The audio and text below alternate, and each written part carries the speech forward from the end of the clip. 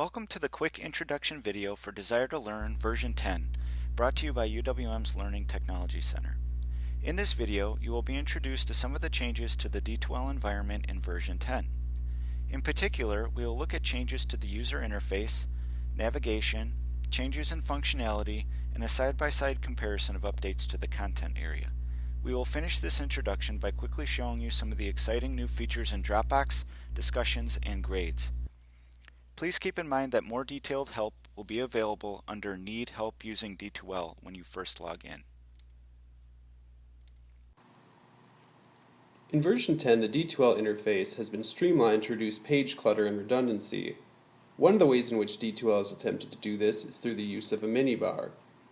When you first log into D2L, you'll see the minibar at the top of the screen, which can be used to go back to My Home at any time, as well as return to Course Home, where you can change to a different course.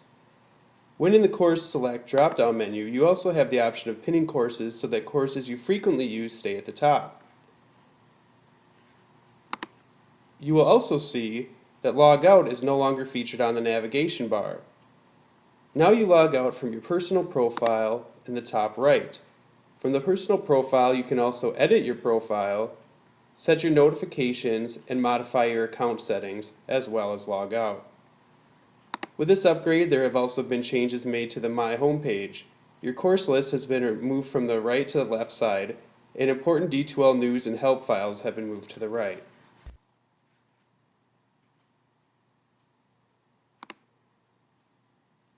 When you go into a course, you may notice some changes to the default navigation bar. For example, you will no longer see Course Home, My Home, Email, and Logout on the default navigation bar because you can access these areas at any time by clicking in the minibar. However, you can always add these to your navigation bar by clicking on Edit Course and then choosing Navigation and Themes. If you have already created and used custom nav bars in your current or upcoming courses, then you may not see these changes.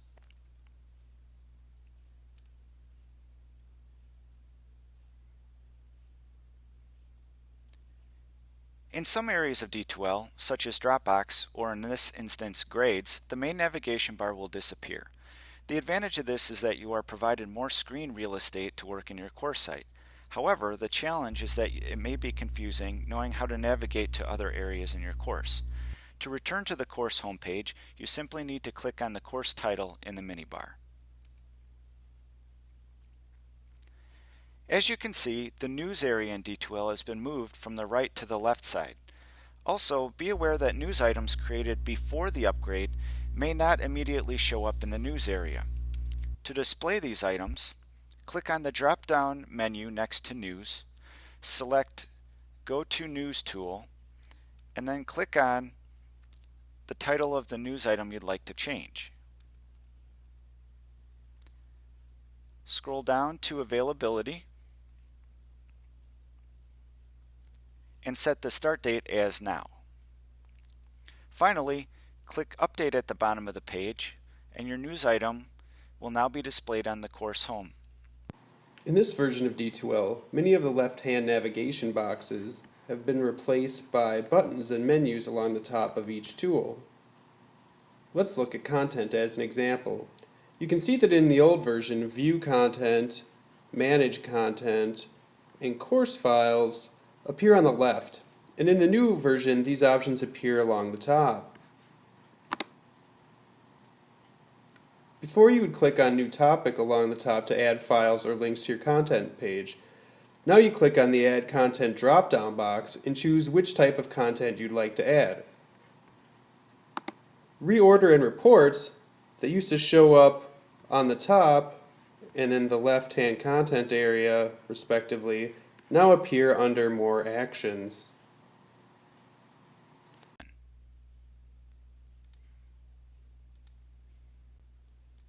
The first new feature enables instructors to require students to post their opinions to a discussion topic before reading other students' posts, which encourages original thought without the influence of other participants in the class.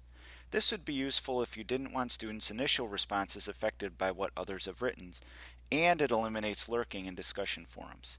In order to activate this feature, you'll need to click on Discussions, click on the New drop-down menu button in your discussions list.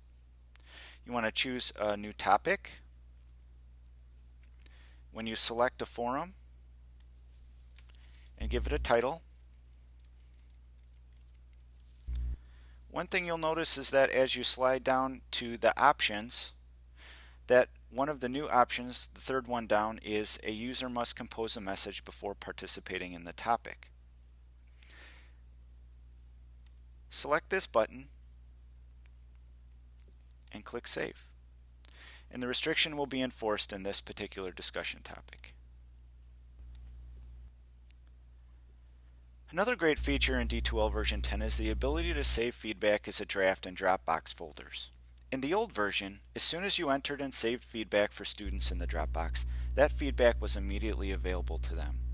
Instructors can now publish feedback to all students simultaneously after they have finished assessing submissions or on a student-by-student basis.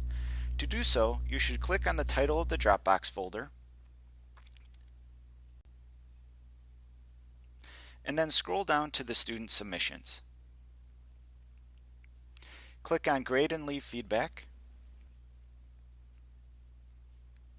On this page, you can leave feedback for students in the box,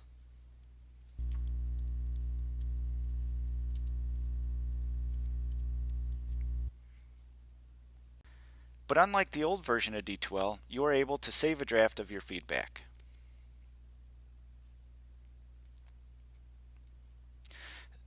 Then when you want students to be able to see your feedback, you can click on Publish, or you can release all on the folder submissions page. Finally, one other useful new feature in version 10 is the one-click access to tool items and submissions from grades. This makes it easier to navigate from grades to particular assessment items for each student. In the grades area, you'll see a new icon next to each item linked to an assessment elsewhere in D2L, such as a Dropbox folder or quiz. If you click on this item, you'll be directed to that particular student's submission or quiz, saving you clicks and time. Thank you for viewing our video on D2L version 10. Please remember that this is just an introduction to the new version. In-depth documentation is available to you on the My homepage when you first log into D2L. If you have any questions, please contact UWM's Learning Technology Center at ltc@uwm.edu or 229-4319.